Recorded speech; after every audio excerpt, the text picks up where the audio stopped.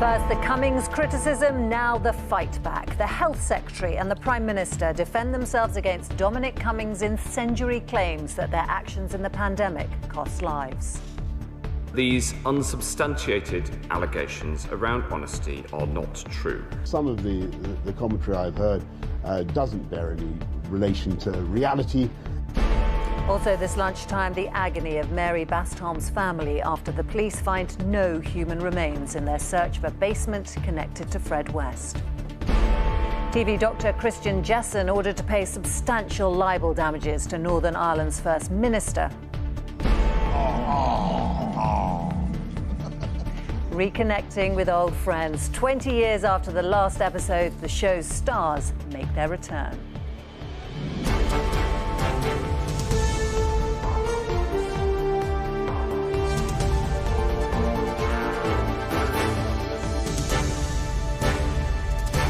This is the ITV Lunchtime News with Romilly.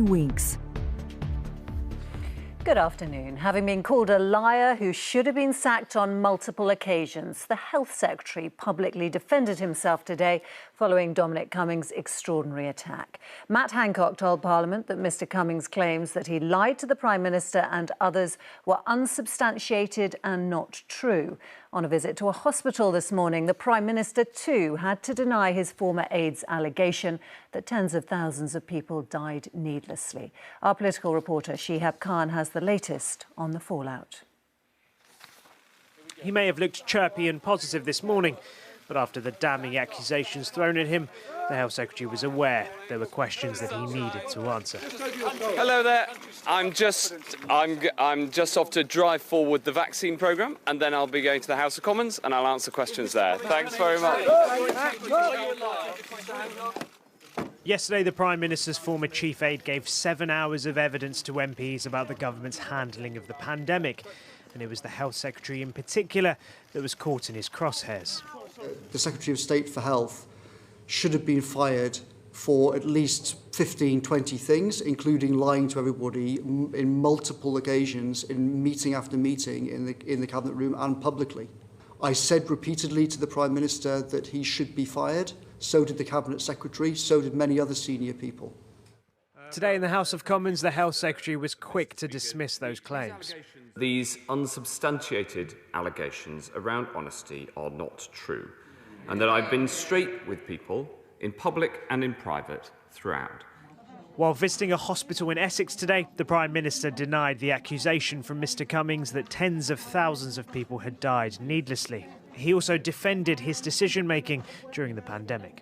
Some of the commentary I've heard doesn't bear any relation to reality, and what people want us to get on with is delivering the roadmap and trying cautiously to take our country forward through what has been one of the most difficult periods that I think anybody can remember post-war.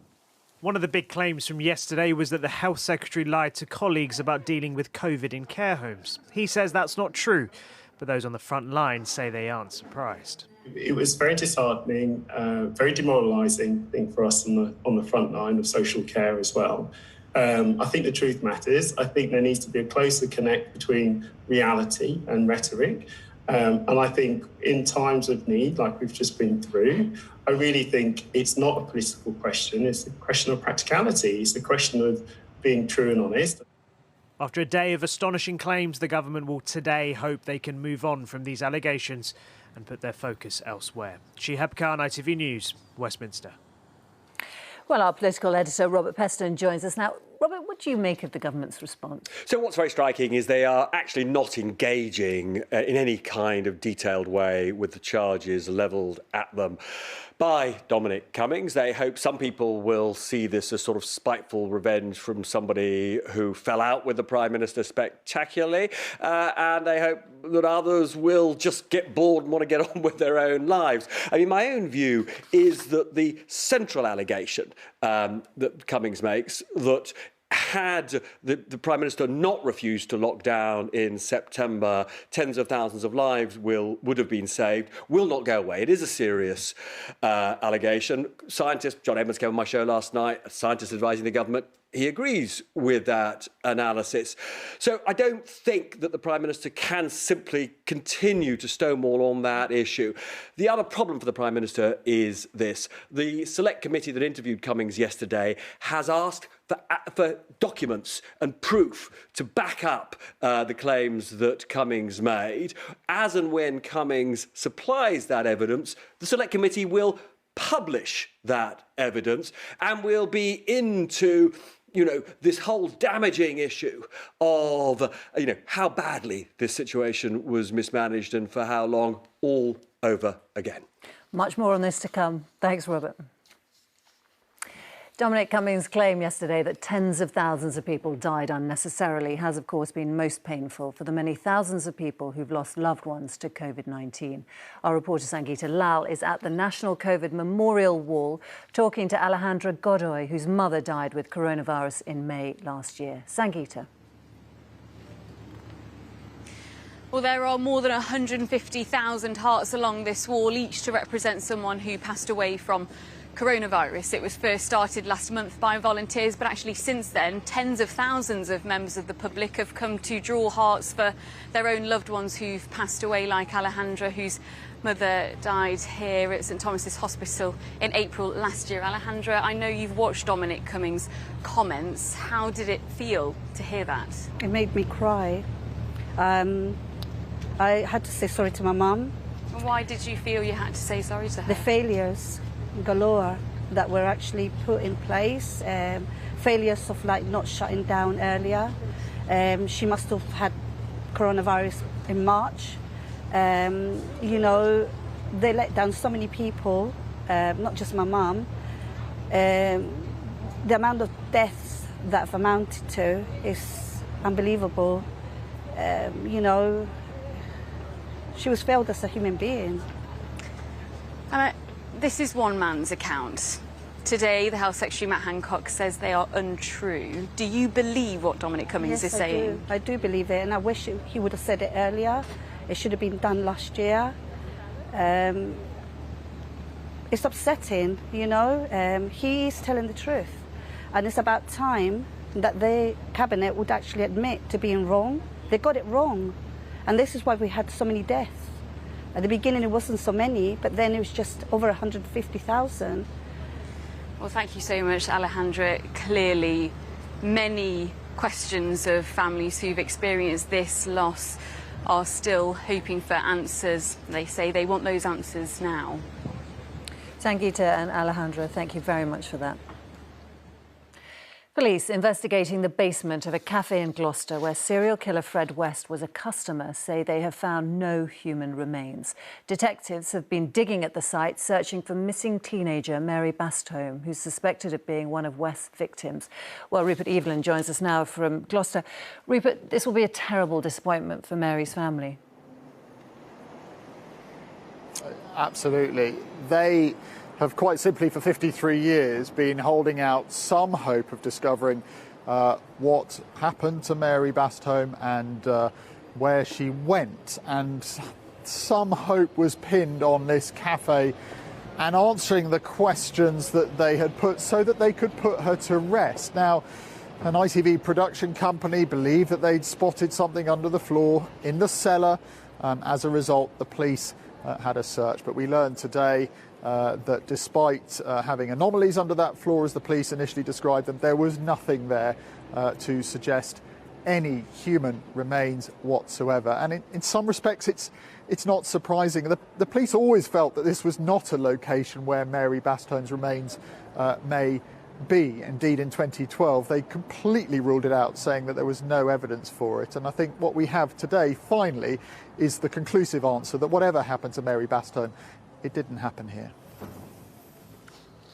Rupert in Gloucester, thank you. Marcus Rashford has been subjected to a torrent of racist abuse on social media following Manchester United's defeat in the Europa League final. The striker says he received at least 70 racially abusive comments after United lost 11-10 on penalties to Villarreal. His club says they're disgusted by the abuse and have repeated calls for social media companies to do more to prevent it. And a teacher who sparked protests at a West Yorkshire school after showing a controversial image of the Prophet Muhammad in class has been cleared of causing deliberate offence. An independent investigation concluded the teaching staff involved in the lesson at the Batley Multi-Academy Trust did not intend to cause harm. Scientists have warned a global temperature rise which could usher in the most dangerous effects of climate change is now more likely to happen within the next 5 years. A new report has found there's a 40% chance of a 1.5 degrees Celsius rise above pre-industrial levels by 2025. According to the World Meteorological Organization, that level of increase would lead to more heat waves and drought, and lower crop yields for farmers, hitting economies and food supply chains. And we would also see flooding and other extreme weather events more frequently. Well, I'm joined now by Dr. Paolo Ceppi, a lecturer in climate science from Imperial College London. Dr. Ceppi, thanks for joining us.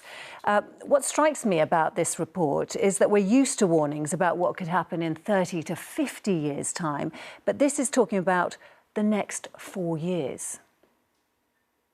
That's right. I mean, I think one thing that this report is really highlighting is that time is running out.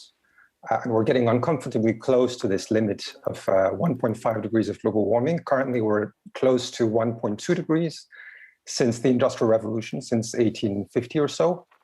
And so why is this 1.5 degree threshold important? It's because it's like a symbolic target that was chosen by the international community as part of the Paris Agreement. So it's a threshold that we're trying not to exceed, global warming threshold. And that's why the international community is focusing efforts on limiting global warming to less than 1.5 degrees so as to minimize as much as possible the negative impact of global warming. We've already been nudging very close to that 1.5 degree figure, haven't we? And we've been seeing striking impact of that. I'm thinking of the wildfires in Australia and the US. How much worse would it be if we reach 1.5 degrees? Well, so I guess, first of all, one thing to say is one reason why we care about global warming is because we expect local impacts, like the things that people experience in their daily lives, to be approximately proportional to global warming. So the more global warming we have, the worse the local impacts. And this includes a range of things like, of course, heat waves that become more frequent and more severe, but also extreme rainfall events and the floods that go with it. And importantly, also sea level rise. We've already had about 20 centimeters since the mid-19th century, and we're expecting several tens of centimeters more on top of this during this century. So basically, the more global warming you have, the more severe the local impacts. That's the summary. And the UK is hosting the Climate Change Summit, COP26, in November. What needs to happen there, and how optimistic are you that it will? Well, what needs to happen, so again, this report really highlights that time is running out. And one thing that we scientists have established is that if we want to limit to 1.5 degrees of global warming, we have to take action right now. So we need to start reducing emissions this moment and all the way down to net zero by the middle of this century, so by 2050 or so, give or take. And so that's what really needs to happen if we want to meet this target. But I think an important thing to remember is that there's nothing like magical about 1.5 degrees, and it's never too late to take action. So even if we were to exceed this limit, we can still take action, and the more we limit global warming, the better. Now, in terms of my optimism, I think we'll see. I mean, the world is so unpredictable these days. It's changing really fast with COVID, so who knows where we'll be in 10 years. But I'm optimistic that we can at least do something. Let's hope that happens. Dr. Ceppi, thank you very much. Thank you. Still to come, the TV doctor who's been ordered to pay a six-figure sum to Northern Ireland's First Minister over a tweet. And it's the one with the spoilers. We get a first look at the Friends reunion hits streaming services.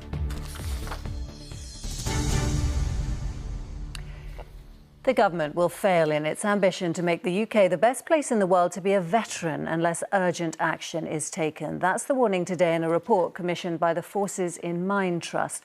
It says that as the armed forces reduce in size, its role will be less visible and reduced understanding will lead to less support.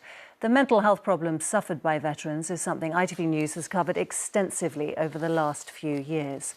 Rifleman Lance Shingler died from an overdose last year, just days after being discharged from mental health treatment. An inquest found the Iraq War veteran and father of two hadn't meant to take his own life. His partner told us earlier this month that he'd still be alive if he'd received better help. He had a massive survivor guilt for people that he couldn't save, and he felt like he should have been killed, and he always used to say, I shouldn't be alive right now. People have died and I shouldn't be here. Well, joining me now is author and ex-SAS soldier Chris Ryan. Chris, that guilt that Hayley describes so movingly there, is that something that in your experience is common amongst ex-servicemen and women? Well, actually, yes. Certainly within the SAS, I was part of a patrol where we lost three members, and it weighs heavy on your shoulders. But one thing I can say to the individual, you must seek help, and men are very, very bad at doing that. And it's to seek professional help, whether it be through your GP or an association, and talk about the problems that you're facing. And the government has this target of becoming the best place in the world to be a veteran. How are we doing measured against that now? And do you share the concern expressed in this report that things could take a dive in the future? Well, actually, there is a transition function already exists, and it's called the Career Transition Partnership, and that's been going for some 20 years. Now, from a positive point of view, the fact that it's been going for 20 years, that means funding exists. But what needs to be done is it needs to be brought into line with an internal and external review. The transition into civilian life from the military isn't a quick process, and there's a lot of pitfalls that go along with that. You famously had incredibly tough experiences in your time in the SAS, as you were mentioning there. How did you find the transition to civilian life? Well, I was very lucky. When I left the regiment, I started working in the security sector, where I was doing a job that I did in the SAS. All my colleagues were ex-SAS soldiers, so my trajectory into being a civilian was tapered. Sadly, that's not the case for every other serviceman. They come to they land on Earth with a big bump. But as I've said, the transition process isn't a quick one. Yeah, and that's something that this report talks about the skills of ex-service personnel not being recognised when they try to get civilian jobs. What do you think can be done about that? Well, first of all, I think what needs to be done is the military bring in a lot of ex-servicemen who have transitioned and have had a successful career to talk to these soldiers. Now, we have a wealth of, experience within the army. These guys are disciplined, they work hard, they're great timekeepers, and they're motivated. And that should be exploited in terms of bringing these guys, Chris, into jobs. So, Chris, I'm afraid I've got to stop you there. Thank you very much for talking to us. Thank you. The embarrassing body's TV doctor, Christian Jessen, has been ordered to pay substantial damages to Northern Ireland's First Minister. It's after he posted a false and defamatory tweet making the unfounded claim that Arlene Foster was having an affair. Well, Mark Mallet is in Belfast for us. Mark, a very strange case. What happened here? Yes, well, it was just days before Christmas 2019 that Dr. Jessen took to Twitter to publish these grossly defamatory comments. Now, Dr. Christian Jessen, best known for presenting Channel 4 shows Embarrassing Bodies and Super Size versus Super Skinny. His post was retweeted by hundreds of people and liked by thousands of his followers. And he only took it down 2 weeks after it was posted, with Arlene Foster's solicitor serving notice on him. Now, bizarrely, even with that threat of legal proceedings, Dr. Jessen didn't engage with the process here. He claimed that he hadn't received the court papers that were sent to his London apartment, and that he'd moved back in with his parents, shot at All News last year because of his own battle with depression. Now, the judge said that was a forlorn attempt to try and convince the court of his wholly inadequate and deliberately misleading response to the case. Now, Arlene Foster had given evidence to the court. She said that this publicly trashed her marriage in the most public way, and the judge says this £125,000 plus costs will be sufficient enough to convince of Mrs. Foster's vindication. Mark, thank you very much.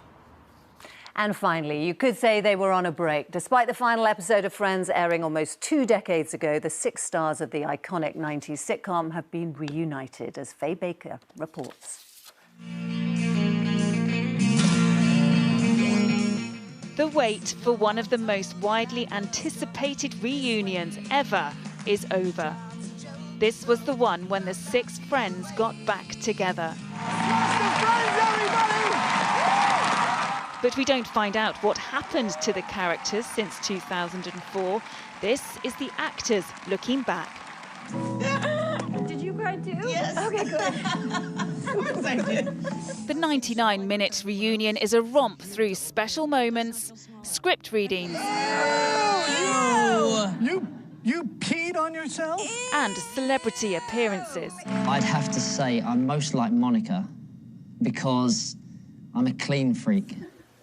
For superfans like Katrina and Liz, who are planning a Friends-themed wedding next month, has this reunion lived up to expectations? Just seeing them back together again and in that environment, I think it's excellent. And you always hear in different stories like, oh, they don't like each other and they don't get on anymore and they won't do this and they won't do that. But actually, it's certainly not that from what you see there. Yeah. No, they just like pick up where they left off, isn't it? Yeah. Yeah. After 236 episodes, fans may have thought they'd seen it all. But there are new revelations about off-screen romance. First time we kissed was in that coffee shop. Hang on. But so we just channeled all of our adoration and love for each other into Ross and Rachel. So now we've had the reunion, will there finally be a movie? Everyone's lives are very nice, and they would have to unravel all those good things in order for there to be stories. And yeah, I don't want anyone's happy ending unraveled. So for now, it's goodbye again. Faye Barker, ITV News. And it's goodbye from us. Goodbye.